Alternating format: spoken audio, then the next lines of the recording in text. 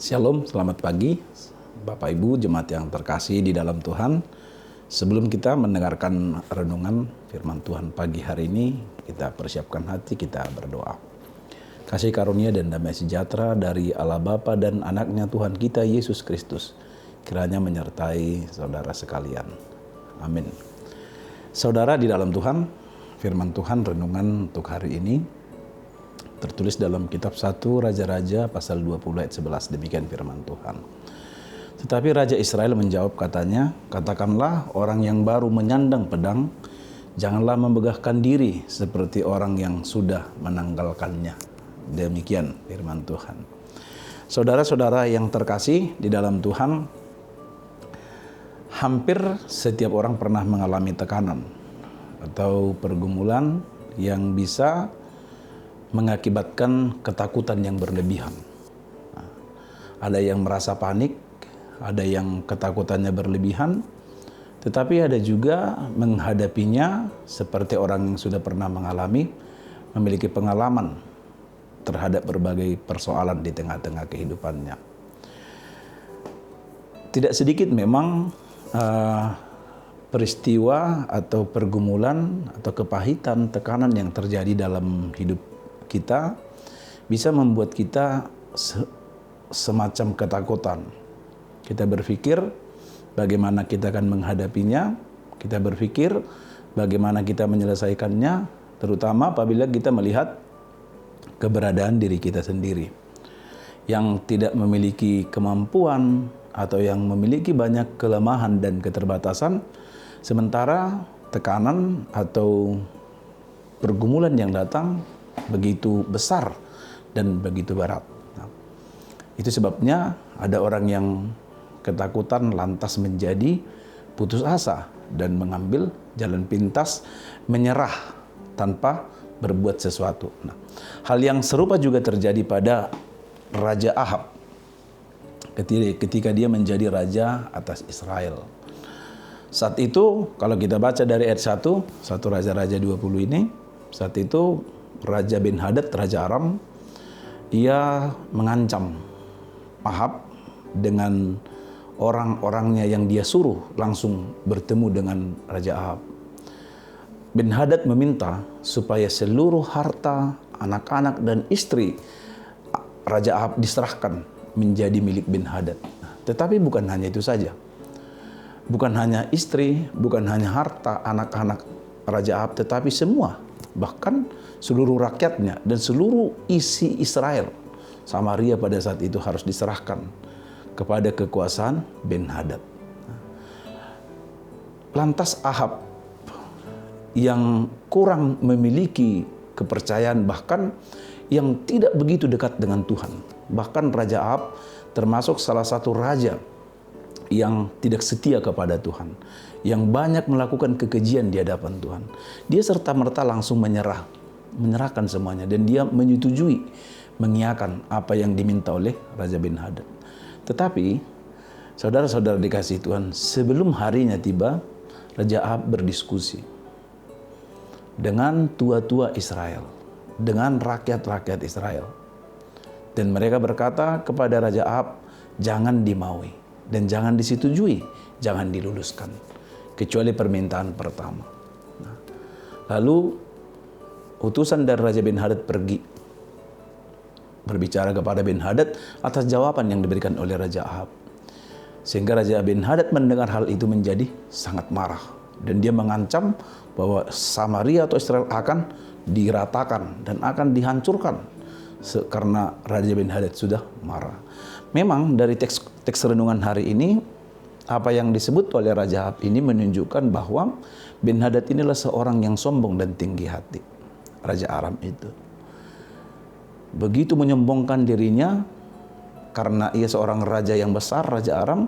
Dia berpikir bahwa seluruh negeri-negeri yang lain harus takluk kepada kekuasaannya. Tetapi apa yang terjadi, saudara dikasihi Tuhan? Oleh sebab itu, dengan nasihat dari tua-tua dan rakyat kepada Raja Ahab dikuatkan kembali untuk berserah dan berharap kepada Tuhan. Terutama ada seorang nabi yang datang mengingatkan dan meneguhkan Ahab agar Ahab berserah kepada Tuhan dan meminta pertolongan Tuhan. Sekalipun sebenarnya Ahab ini termasuk seorang raja yang tidak setia kepada Tuhan, tetapi Allah berbelas kasih kepada umatnya. Itu sebabnya di tengah ancaman dan tekanan dari Raja Ben-Hadad, Tuhan sendiri yang berperkara melawan Aram. Tuhan menolong Raja Ahab, Tuhan menolong Israel. Akhirnya kalau kita baca ayat selanjutnya, Ben-Hadad kalah, Aram kalah, tentara-tentara kerajaan Aram banyak yang mati. Dan kerajaan Israel yang dipimpin oleh Raja Ahab menang, berhadapan berperang melawan kerajaan Aram. Itu sebabnya saudara-saudara dikasihi Tuhan, pesan yang sangat penting untuk kita renungkan dari teks renungan hari ini, bahwa memang tidak ada gunanya kesombongan. Tinggi hati, kecongkakan, kemegahan sama sekali tidak berguna dan tidak bermanfaat, dan Tuhan sangat tidak berkehendak dengan sikap yang demikian. Sekalipun kita memiliki banyak hal dalam hidup ini, katakanlah kita memiliki ilmu, kita memiliki jabatan, kita memiliki harta, kita memiliki banyak hal yang hampir tidak dimiliki oleh orang-orang di sekitar kita, oleh orang-orang di lingkungan kita, di tengah-tengah pekerjaan kita. Tidak sedikit pun alasan bagi kita yang membenarkan kita untuk meninggikan diri dan menyombongkan diri. Sama seperti yang dikatakan oleh Raja Ahab, bahwa seseorang yang baru menyandang pedang janganlah memegahkan diri sama seperti orang yang sudah menanggalkannya. Artinya, sehebat apapun kita, sungguh sangat tidak pantas dan tidak benar, baik di hadapan manusia, terutama di hadapan Tuhan, untuk memegahkan diri kita. Sebab Tuhan sangat membenci orang-orang yang meninggikan hati dan orang-orang congkak. Demikian firman Tuhan renungan hari ini. Tuhan memberkati kita dalam setiap usaha, pekerjaan, dan langkah-langkah kehidupan kita. Tuhan Yesus memberkati. Kita berdoa. Bapa di surga, kami mengucap syukur untuk firman Tuhan renungan hari ini. Kiranya Tuhan menolong kami untuk terus membaharui diri, agar tidak menyombongkan diri dengan segala apa yang kami miliki. Sekalipun kami memiliki banyak hal dalam hidup kami, tetapi kami harus belajar dari firman Tuhan hari ini, bahwa Tuhan sangat tidak mengkehendaki kecongkakan, tinggi hati, dan kesombongan. Tetapi Tuhan sangat suka dengan kerendahan hati orang-orang yang mau berserah dan yang mau percaya serta berharap kepada Tuhan. Maka apapun yang kami miliki dalam hidup ini, biarlah semuanya itu semakin menyadarkan kami bahwa semuanya bersumber dari Tuhan, dan kami hanya mau berserah dan berharap kepada Tuhan. Berkati kami dalam melakukan aktivitas kami hari ini. Kami memohon belas kasihan Tuhan untuk terus memimpin dan menuntun kami, terutama hati dan pikiran kami, Tuhan yang menguasainya, sehingga hal-hal yang berkenan dan yang Tuhan kehendaki itulah yang kami pikirkan dan yang kami kerjakan.